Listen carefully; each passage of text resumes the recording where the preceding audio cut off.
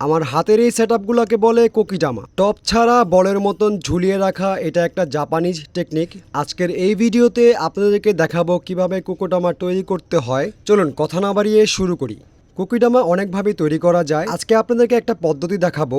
তো এটা তৈরি করতে কি কি প্রয়োজন হয় চলুন পরিচিত হই। প্রথমেই লাগবে একটা পাটের দড়ি, মাছ ধরার সুতা, ভার্মিকম্পোস্ট এবং কোকোপিট, শুকনো ড্রাই মস, আর প্রয়োজন পড়বে একটু পানি। প্রথমেই আমরা ভার্মি এবং কোকোপিট একসাথে ভালো করে মিক্স করে নিব আর একটা ফাঙ্গিসাইড অ্যাড করে দিব। তারপর হালকা একটু পানি মিক্স করে পুরো সেটআপটার পানি একটু দলা দলা করে নিব। এখানে খেয়াল রাখতে হবে অতিরিক্ত পানি দেওয়া যাবে না। পানি দেওয়ার পর একটু চাপ দিয়ে দেখবো হালকা দলা দলা হয়ে যাচ্ছে কিনা। তারপর আমাদের ড্রাই মসগুলো আমরা পানিতে ভিজিয়ে রাখবো যাতে জিনিসটা নরম হয়ে যায়। মসগুলো যখন পানিতে ঠিকভাবে মিশে যাবে জিনিসটা দেখতে অনেকটা এরকম হবে।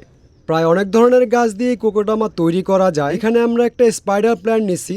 আগেই তৈরি করে রাখা মাটিগুলো দিয়ে আমরা কাজটা শুরু করলাম। মাটি দলা দলা করে শিকড়ের চারপাশে আস্তে আস্তে সেট করতে থাকলাম। এখানে খেয়াল রাখতে হবে অতিরিক্ত চাপ দেওয়া যাবে না। তারপর আমরা আমাদের সুতলিগুলো নিয়ে নিলাম।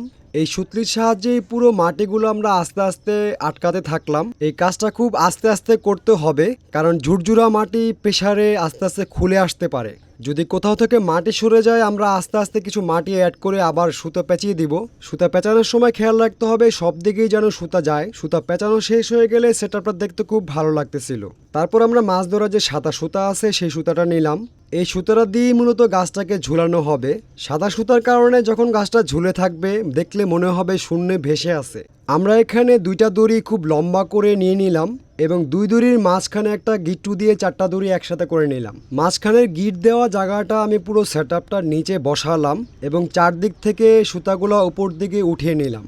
এতে আমার গাছটা ঝুলাতে সুবিধা হবে। মাছ ধরার সুতাগুলো সেট হয়ে গেলে আমি একটু চেক করতেছিলাম যে আমার কোকিডামাটা মাছ বরাবর আছে কিনা।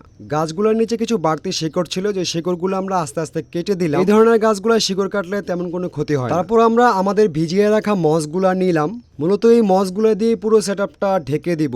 মসগুলোকে আমি হালকা ছড়িয়ে নিলাম এবং তার উপরে আমার কোকিডামার সেটআপটা বসিয়ে দিলাম এবং চারপাশ থেকে মসগুলো নিয়ে মাটিগুলো আস্তে আস্তে ঢেকে দিলাম।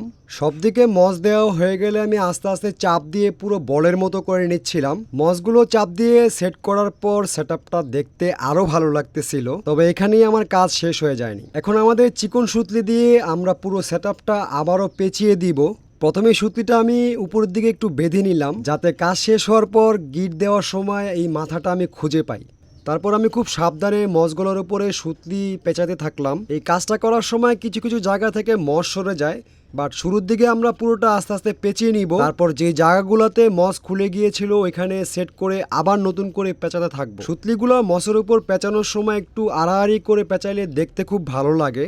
এই আমার কোকিডামা রেডি। আমি আগেই যে সাদা সুতাগুলো সেট করছিলাম ওই সুতাগুলো নিয়ে আমি একটু চেক করতেছিলাম পুরো সেটআপটা ঠিক আছে কিনা। তারপর আমার প্রয়োজন মতো দূরত্বে গিট দিয়ে পুরো সেটআপটা একটা হুকের মতো করে নিলাম। এখানে 4টা সুতাই দিতে হবে, ব্যাপারটা এরকম না। আপনারা চাইলে একটা সুতা দিয়েও কাজটা করতে পারেন। কোকিডামা আরো কয়েকভাবে তৈরি করা যায়, পরবর্তীতে কোনো ভিডিওতে হয়তো আমি তা আপনাদেরকে দেখাবো। আর আপনারা কি আগে কখনো কোকিডামা দেখেছেন? যদি দেখে থাকেন তাহলে একটু কমেন্টস করে জানাবেন। আর আমার কোকিডামার এই ভিডিওটা আপনাদের কেমন লাগলো একটু কমেন্টস করে জানাবেন। পরবর্তী আপডেটগুলো মিস না করতে চাইলে আমার ফেসবুক পেজ এবং ইউটিউব চ্যানেলটা সাবস্ক্রাইব করে দিবেন। সবাই ভালো থাকবেন, আল্লাহ হাফেজ।